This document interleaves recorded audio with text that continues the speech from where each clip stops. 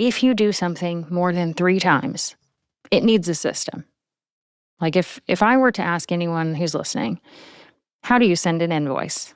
If you don't have a system that you could tell me very, very fast of this is what I do, you need to find that out. Otherwise, every single time you have to send an invoice, you're using too much brain power.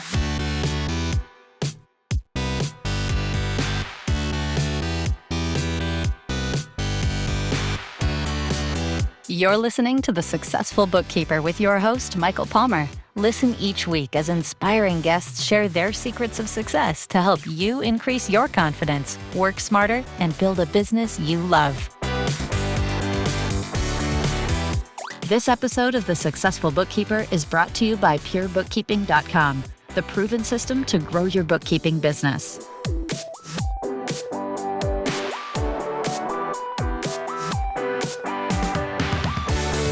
Welcome back to the Successful Bookkeeper podcast. I'm your host, Michael Palmer, and today's show is going to be a great one. Our returning guest is a business coach and host of the Accountable with Amanda McKinney podcast. Amanda McKinney, welcome back to the podcast. Thank you so much for having me, Michael. It's always an honor to be on a podcast once, but when you're asked back for another time, it just feels like extra special. Yes, well, it's special to have you back and really have always appreciated you and the work that you do and supporting our community. So the pleasure is all ours, absolutely.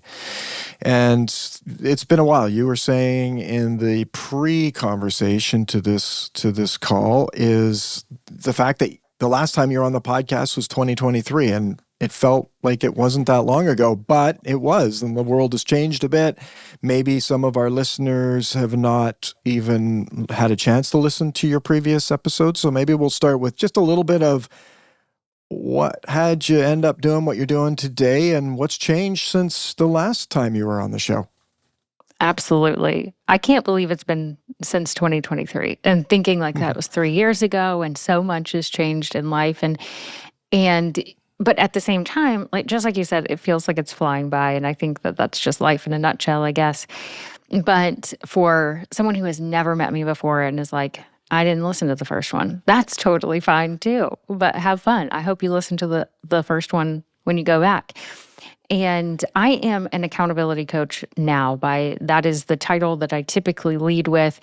But I started my business in 2017. Before that, I was in the corporate world. And then started a business, and it's evolved over time. So from 2017 to 2026, which is where we are today, oh my gosh, the pivots and evolutions that have happened. And I think that that's just part of being an entrepreneur. I think that 2017 version of Amanda would have been scared out of her mind if I didn't know, if I knew, it's going to change that many times, because I'm not necessarily the person who loves a lot of change. I like a lot of structure and things like that. But when I look back at 2017 version of Amanda and all the iterations in between, I'm so proud of her for navigating that. And now I feel much more comfortable with all of the changes. And I don't really know why that just stuck out to me, but I think maybe someone needed to hear, it's okay to change. Because I think that is something that, especially for us entrepreneurs, when we start something, it's almost like we feel so connected to that original idea or that original offer or that original whatever, and it's hard to change. And so if someone is listening, just take it from me. It's going to be all right. It's going to be okay. You're going to change over time, and it may feel uncomfortable. But all of that to say, I started, as a marketing consultant because marketing is part of my background, and it evolved into helping other, primarily female entrepreneurs follow through and stay really connected to what they're wanting to do in terms of it is goal achievement, but it is also bringing the capacity towards that thing that they want to do. Because a lot of the time I'll work with someone and they have a back burner goal is typically what I call it. I'm going to write the book. I'm going to host this retreat one day. I'm going to start this nonprofit. I'm going to scale back in my business so I can actually retire. Those back burner goals are often on the back burner because there's so many other things to do. And so it never becomes a front burner, of this stove analogy. And by the time that I work with someone, they're ready. They're ready to take action on whatever that thing is. And so we have to together figure out how can we make it fit into your life and keep your sanity at the same time. So that's typically when I work with clients now, is that idea of prioritizing something that is really important, even though it sometimes doesn't feel like it's going to fit in right away. And one of the coolest things that has happened over the last few years since the last time you and I talked is that I've actually ended up working with several clients that then brought me in to work with their whole leadership team. Because the CEO, the founder, the person that hired me implemented change, and their employees and their whole team saw the change. And so they were really excited about that.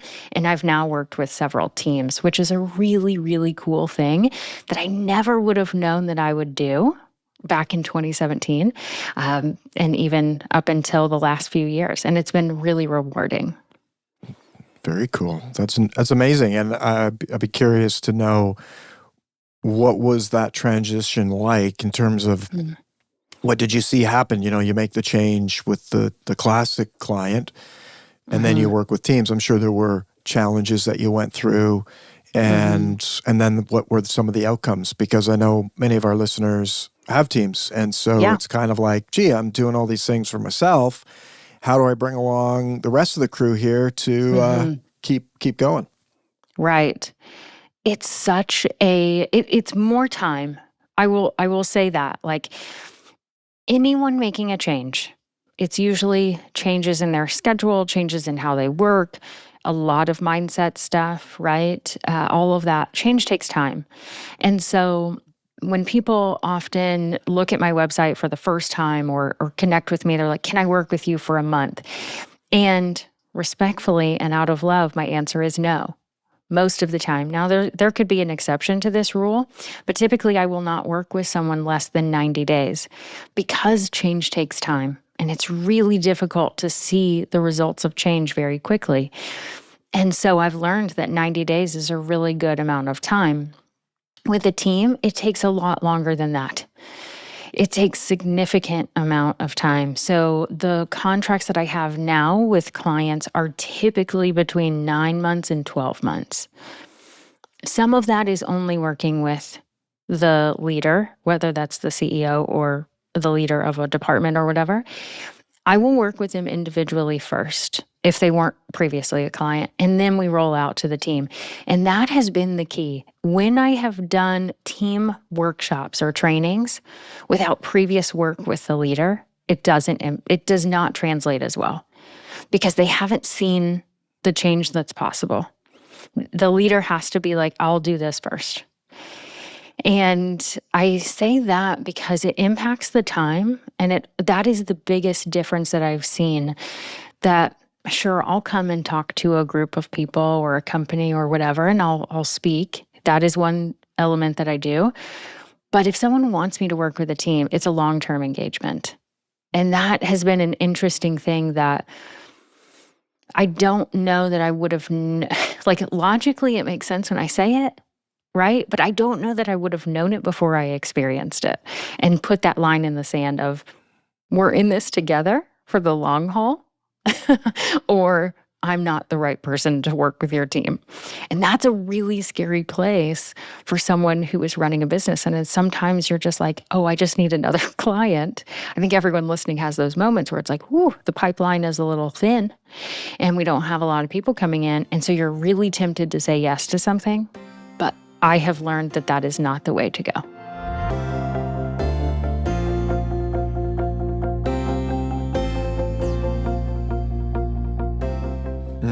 So interesting. And, that is one of those things that changes it from, hey, like, what are you selling? Are you selling a one-off instant, change? Well, those don't really exist. So, Right. But again, it's also, I think, highlights that there's power in saying no and being really clear about what you're selling and what the offer is, and also what your standards are, because Right. you could take that client and say, oh yeah, I'll work with you without any of those standards being upheld, and it isn't going to go well. Right. It's not going to Right. go well. But, you brought up something there that I think is a good segue into this next question, which is for our listener, and I think this is going to be probably a lot of them are going to follow right now, are going to fall into this, is being highly capable. Anybody that starts a business is highly capable, Right. right? And so they then become, and I'm pointing fingers right back at myself here, the biggest obstacle to growth. So again, highly capable. I'd like to talk about that, but it connects back to the team situation, I'm sure, but I'd love for you to answer that. How does this highly capable bookkeeper become the biggest obstacle for growth in their business? This is a fascinating one, and one that I just think is so interesting to witness. And I have such the privilege of seeing it in multiple different areas and industries, right?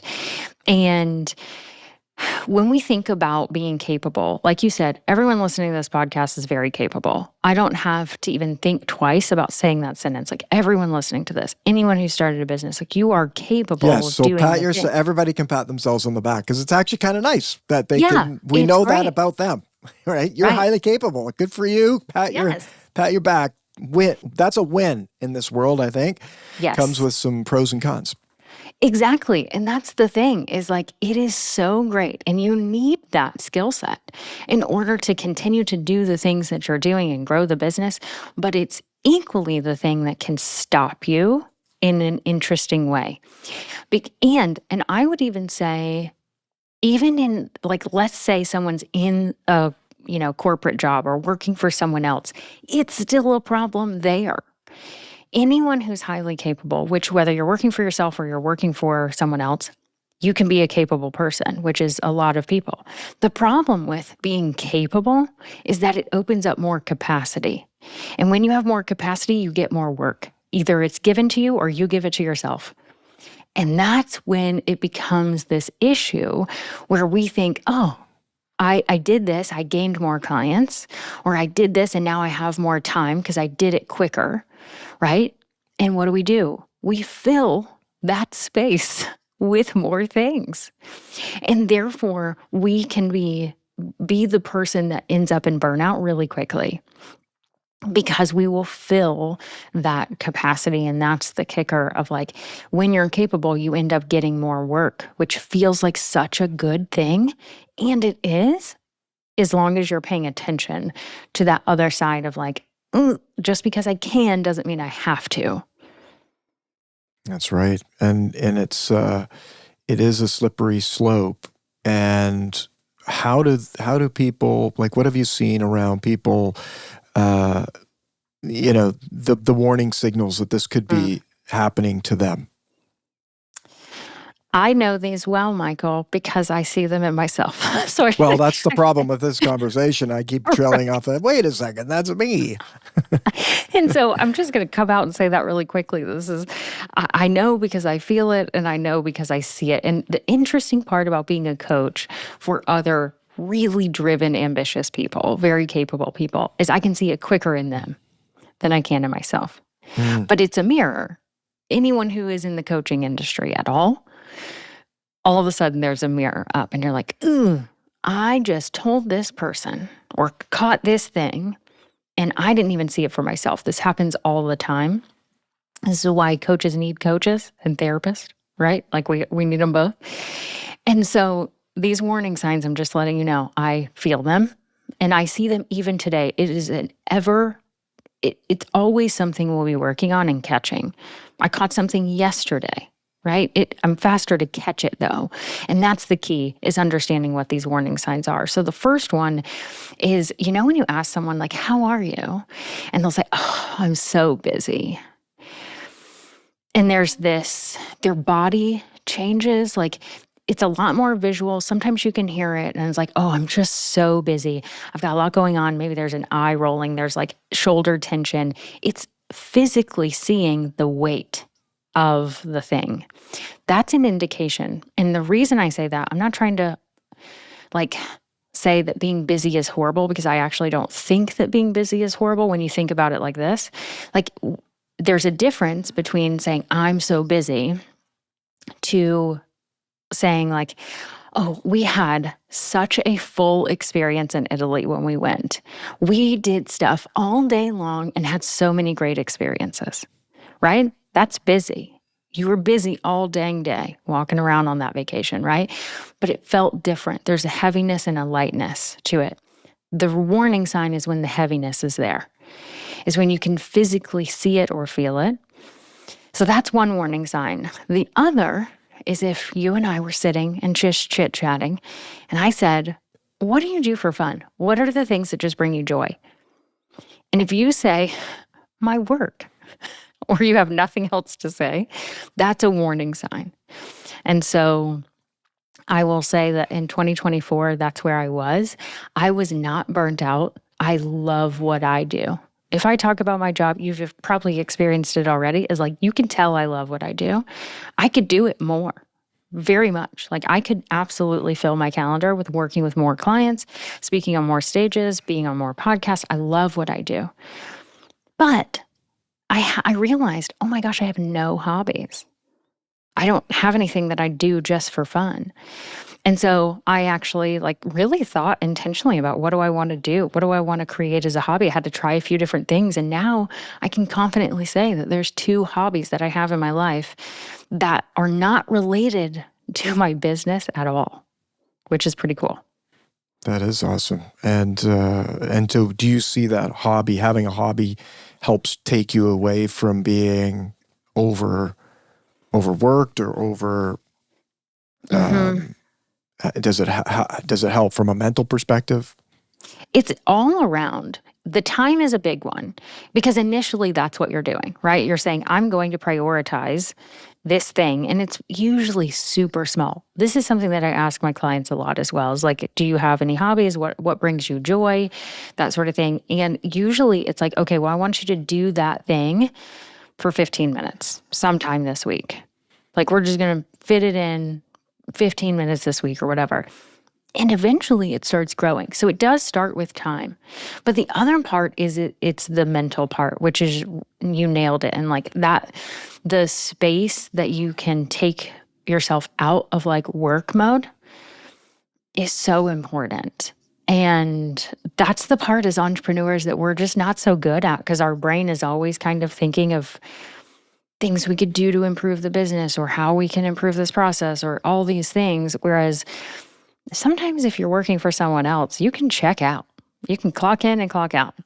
And we don't have that as being an entrepreneur. And so hobbies allow for that.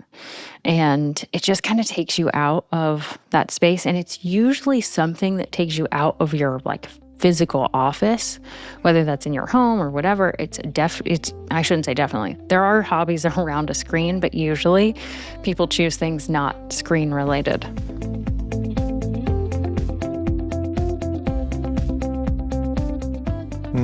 No, for sure. That's the unfortunate part of the screens, is they're easy and on our person all the time. I like the idea of that, and I think it's also one of those things where you can like something. If you like your business, great. You love your business, even better. But if you're doing it all the time, you may end up going down the road of not liking it, and then that's a dangerous place to be. And I would say the next piece of this is, we know, okay, highly capable, you can do something, you do it, you fill up that time. Bookkeeping is a very, it's a revolving door. It's never, in a good way, and also challenging way, it never stops. And so burnout can come quick. So we have this go-to person, maybe they're getting in the way of the ability to scale. And maybe the hobby helps them see that there's, we could be doing more of that if we got out of the way and help this business scale. So how do you make that shift from a mindset perspective? Well, first of all, hearing it today is the first step, because you can't really unhear it, right? Now if that just kicks someone in the gut, congratulations, you're aware right now. And you're like, ooh, okay. Maybe you were me back in 2024 and you're like, I don't have any hobbies. I do love my business. I'm not burnt out. But all of that said, you don't have to be burnt out before you make a decision to change something, right? And so having the mindset change of, and maybe that's the first time you heard that. Like, most people do not take a break until something slaps them in the face. Not literally, hopefully, but like life just kind of throws you something that you're like, dang, I should have probably taken a break before I was in this hospital bed, or before a loved one was really sick and I missed that time, or whatever the case is. Most people don't even think about that's an option. And I will raise my hand and say, I get it. Like, it's because you're in the day-to-day, you're doing all the things. And so when you think about how to make that mindset change, it's just being aware of it. Being aware, oh, okay, I can see that the path I'm on is maybe not the most sustainable path, Because you can do something for a while before it becomes a problem, but it doesn't have to become a problem. So that just awareness of it is super helpful. And just thinking about if this is something, whatever you're working on, that you want to do for a long time, it has to be sustainable. And I hesitate to say it's not possible, because anything is possible, right? But I'm tempted to say that it's rarely possible, how about that someone can run a successful business and continue to grow and see growth. Maintenance is different. If you want to maintain something, that's different. If you want to grow whatever you have right now, doing it on your own is probably not going to be the optimal way to do that. And so that mindset shift of like, ooh, okay, something is going to need to change. It's that sentence of like, what got you here won't get you there. Absolutely. Better way of saying that. Okay.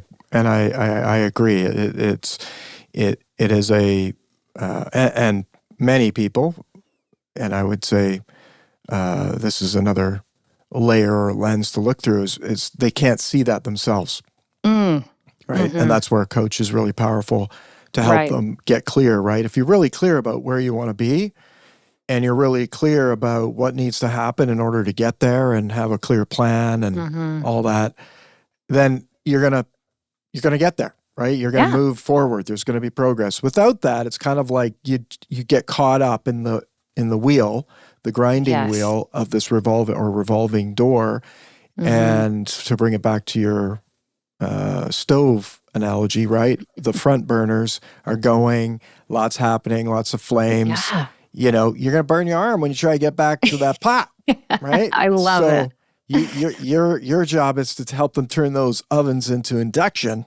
Yes. So there's not too much heat on those front burners, and we can get all the burners going and get back to those back burners and work on those really important things. Because life happens quickly. We talked like 2023 was the last conversation. Seemed like yesterday. Well, our listeners' dreams are literally, it seemed like yesterday that I had that dream, and here it's 5 years later, and what's changed? And that can feel really defeating and like a gut punch. So like if someone really resonated with that, I hope that they also hear that you and I are like in there. We've had these experiences too. And it's not to beat yourself up about it. It's to recognize, well, maybe I didn't get to where I wanted to go in these 5 years, but what can I do in the next 5? Exactly. We're certainly not, and the punch in the gut's maybe not a bad thing either, right? Yeah. To wake people up, that interruption.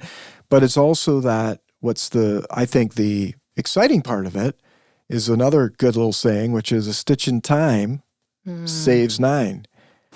Whatever that means, I'll decode it the best I can, which means do a little now. It ends up being a lot later, which is if you did feel like, you know what, I don't feel like I'm making progress. Well, a little bit of work on that right now, today and every day it compounds, right? It compounds. And so getting somebody from this go-to person doing everything, struggling to delegate, there is a way to get through that, but it depends. Maybe people want to be there too, and that's cool. Yeah. Like there are people that are professional one person bands, right? Yes. They've got the drums, the harmonica, Yeah. guitar, ukulele. It's all going at once, and they love it, and that's Yeah. okay too. Absolutely. Everyone has their own definition of success. And so, by all means, and that's why I really hesitated with the always thing. Like, someone could run a business with their self, no contractors, no employees, and hit a substantial revenue number. I'm not saying it's not possible, but it has to be that person's desire.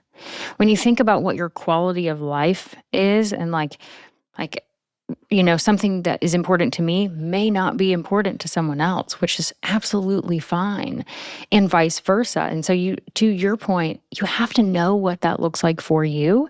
And if something feels off, that's the key. That's all you have to know. Okay, well, what do I need to change? Versus like saying, well, Michael and Amanda said this on a podcast, I better do it. Like, no.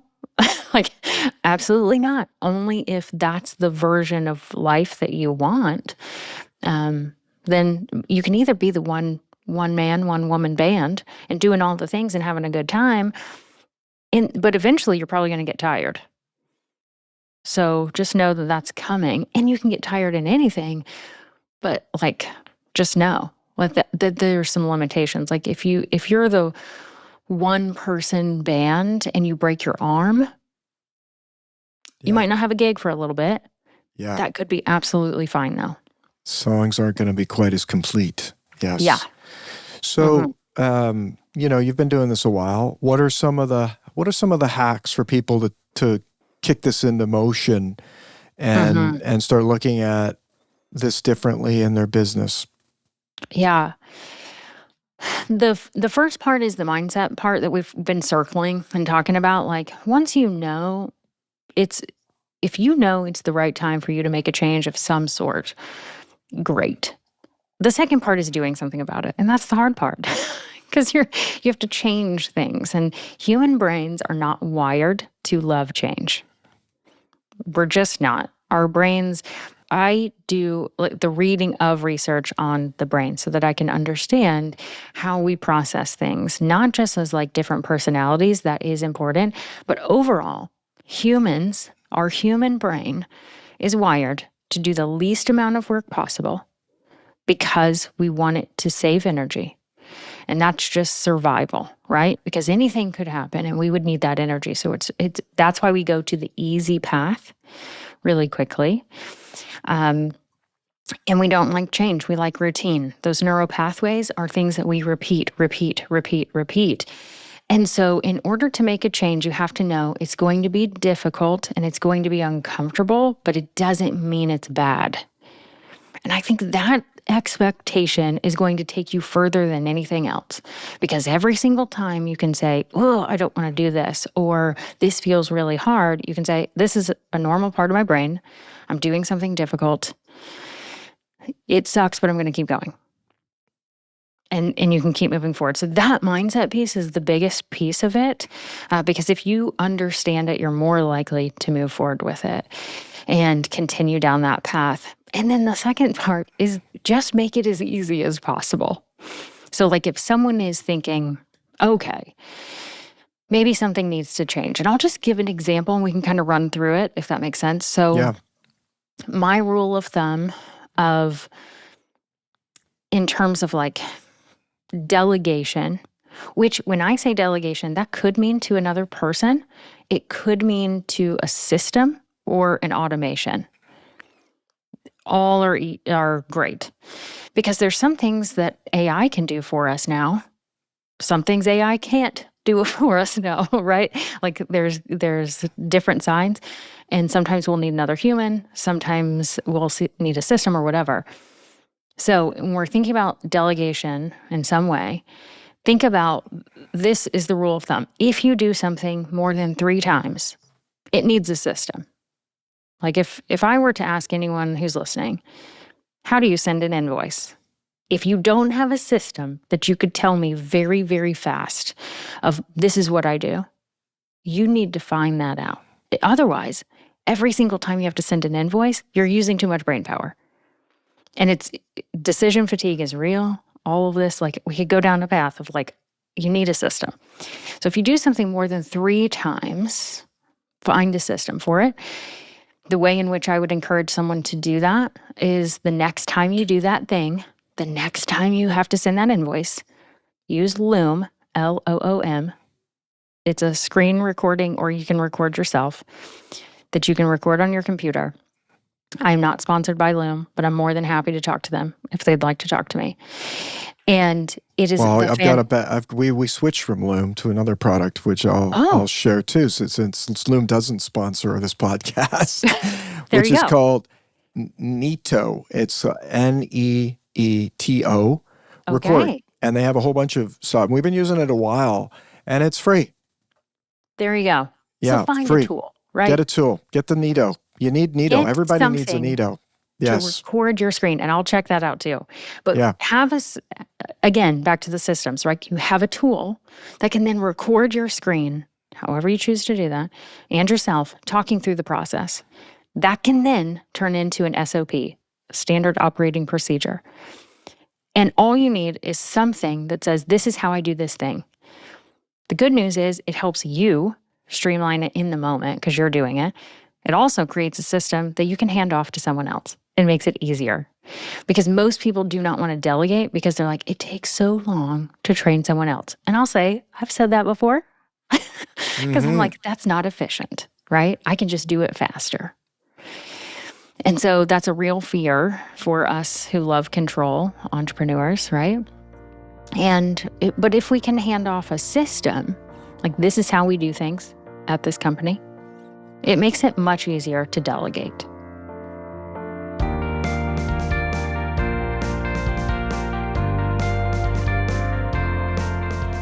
I think also as we age, and I'll speak for myself here, as I've been aging, it's hard to remember things.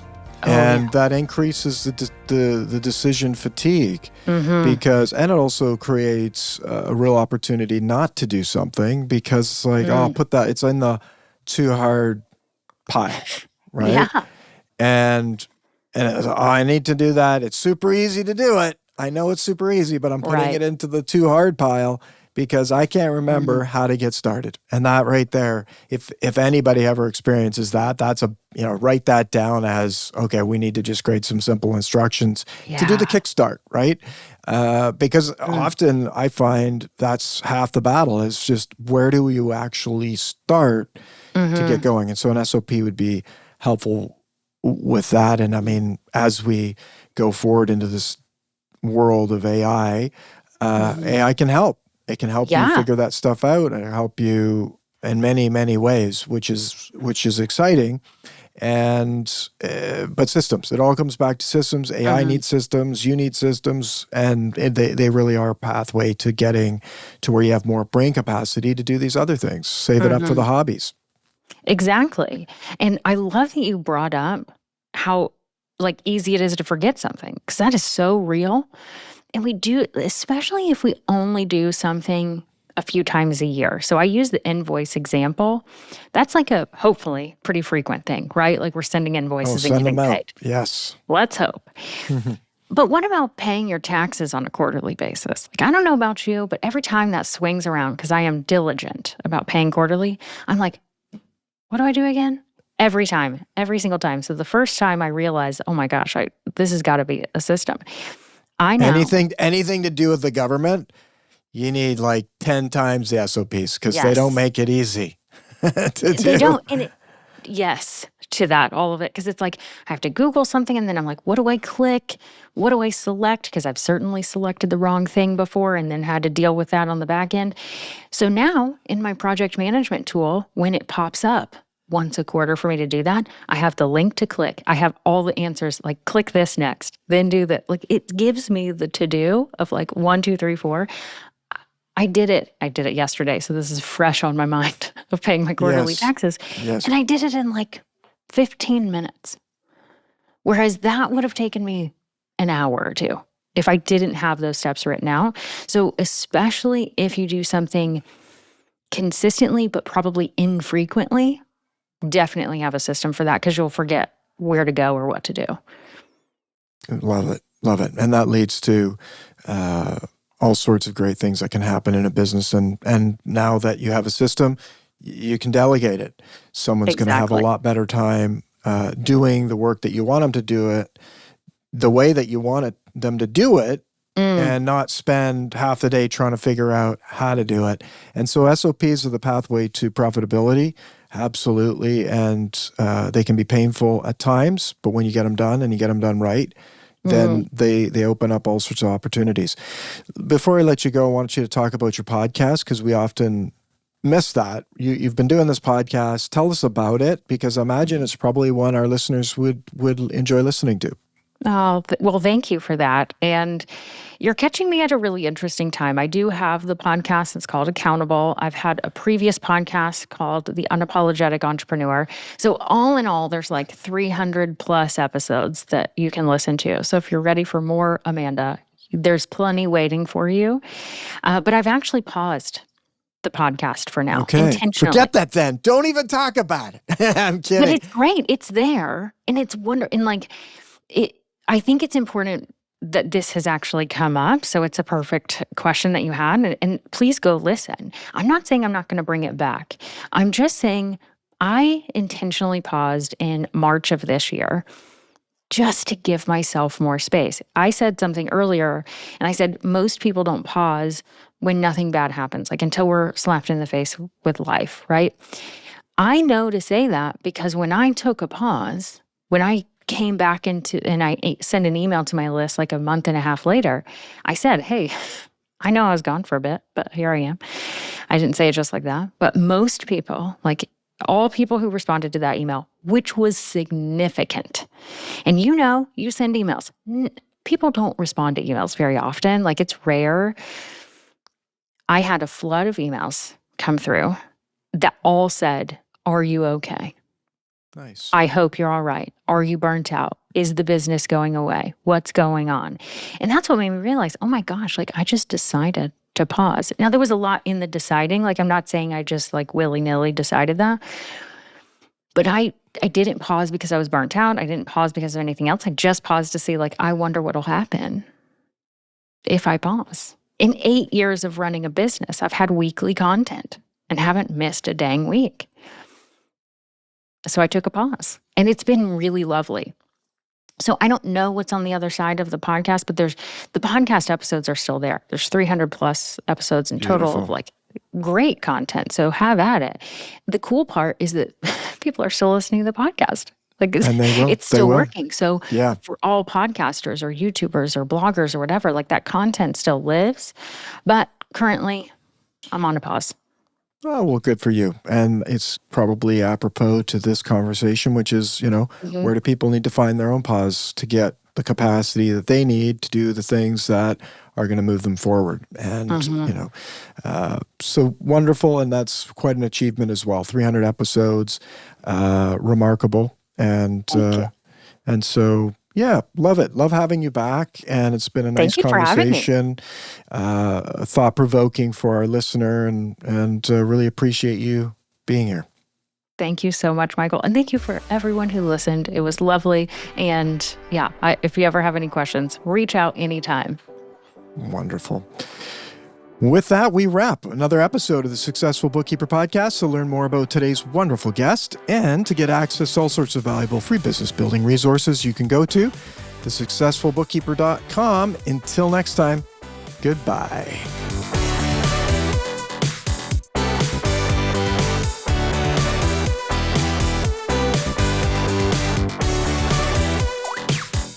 You've been listening to The Successful Bookkeeper with Michael Palmer.